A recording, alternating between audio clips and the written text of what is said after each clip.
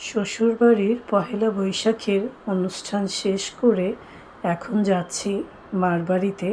আসসালামু আলাইকুম, সবাই কেমন আছেন? আলহামদুলিল্লাহ, আমি ভালো আছি। আশা করি আপনারাও আপনাদের পরিবার পরিজন নিয়ে অবশ্যই ভালো আছেন এবং সুন্দরভাবে পয়লা বৈশাখ পালন করছেন। আলহামদুলিল্লাহ, আমিও আমার পরিবার পরিজন নিয়ে আপনাদের দোয়ায় সুন্দরভাবে পয়লা বৈশাখের অনুষ্ঠানটা পালন করছি। আমি রাতেই আম্মার বাসার এই জায়গাটা একটু সাজিয়ে গুছিয়ে গিয়েছিলাম। আমার বোনের ছেলে এসেছে, আমার বোনের ছেলেকে নিয়ে একটু সাজিয়েছি। একটু সাজালে পয়লা বৈশাখটা যেন আর একটু সুন্দর হয় আমাদের কাছে, তাই না?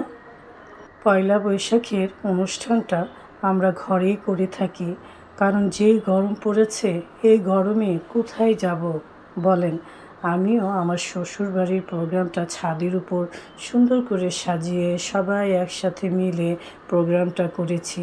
আবার আম্মার বাসার এই যে ড্রয়িং রুমে ডাইনিং স্পেসের এক পাশে একটু সাজিয়ে সুন্দর করে পয়লা বৈশাখটা উদযাপন করার চেষ্টা করছি। মার বাড়িতে না আসলে মনেই হয় না আমার পয়লা বৈশাখ হয়েছে। আগে তো অনেক বড় করে আমাদের এই প্রোগ্রামটা করা হতো আম্মার বাসায়। এখন সব বোনদের বিয়ে হয়ে গেছে, যে যার শ্বশুর বাড়িতে ব্যস্ত।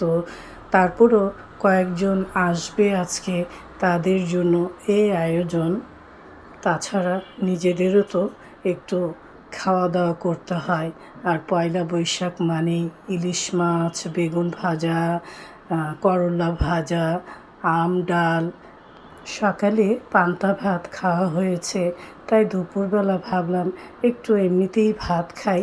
যাদের পান্তা ভাত খেতে ইচ্ছে করছে তারা পানি দিয়ে নেবে, তাহলেই তো হয়ে যাবে। আমার ছেলের অনেক ক্ষুধা লেগেছে, তাকে প্লেটে একটু সাজিয়ে দিচ্ছি ইলিশ মাছ, বেগুন ভাজা, একটা লেবু দিলাম। আর এই যে কি সুন্দর করে আমার আম্মা আম ডালটা রান্না করেছে, আর খেতে এত মজা হয়েছিল। আমার আম্মার এত বয়স হয়েছে, তারপরও সব কিছু এক হাতে করতে পারে। আল্লাহ যেন আমার আম্মাকে সুস্থ রাখে। সবাই আমার আম্মার জন্য দোয়া করবেন। এই তো দুই ভাই বসে গেছে খাওয়া দাওয়া করার জন্য। অনেক বেলা হয়েছে, এখনও সবার আসতে দেরি হচ্ছে, তাই ওদেরকে আগেই দিয়ে দিলাম। আপনাদের ভাইয়াও ওদের সাথে বসে গেল, ওরও অনেক ক্ষুধা লেগেছে। এই তো এক এক করে সবাই সাজুগুজু করে আসছে পয়লা বৈশাখ পালন করার জন্য। প্রতি পয়লা বৈশাখে আমরা দুই জায়গায় পয়লা বৈশাখটা পালন করি। এক হচ্ছে শ্বশুরবাড়ি, আরেক হচ্ছে বাবার বাড়ি। আসলে সবাই মিলেমিশে থাকলেই ভালো লাগে। আর পয়লা বৈশাখ বলেন, ঈদ বলেন, এই সময়টুকুতেই তো আমরা সবাই একসাথে হই, তাই না? এই বিশেষ দিনগুলোতে কোনোভাবেই আমাদের মিস করা যাবে না। সবাইকে নিয়ে মিলেমিশে আমাদের থাকতে হবে। ফ্যামিলির অনেকেই আছে এসব বোঝে না। যাই হোক, আল্লাহ সবাইকে বোঝার ক্ষমতা দান করুক। আজকে তবে আসি, আবারও দেখা হবে, কথা হবে। আল্লাহ হাফেজ।